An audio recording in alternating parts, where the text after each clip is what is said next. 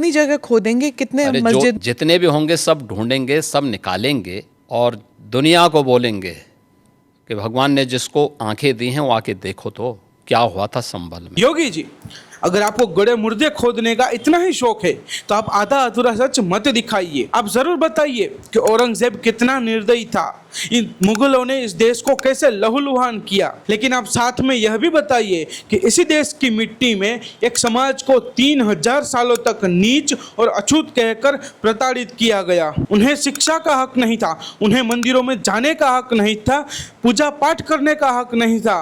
उनकी बेटियों की इज्जत लूटी गई और उनके हिस्से में गंदगी और मल उठाना ही छोड़ा गया। उन्हें इंसान नहीं गुलाम माना गया। उनके गले में मटका बांध दिया गया, उनके कमर पर झाड़ू बांध दी गई ताकि उनके पैरों के निशान तक मिटा दिए जाए। तो सवाल तो उठता है योगी जी कि ये जुल्म करने वाले वो कौन थे?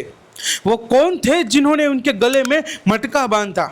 वो कौन थे जिन्होंने उनके कमर पर झाड़ू बांधी? और वो कौन थे जिन्होंने अपने ही देश के नागरिकों को अपने ही देश में पराया बना दिया?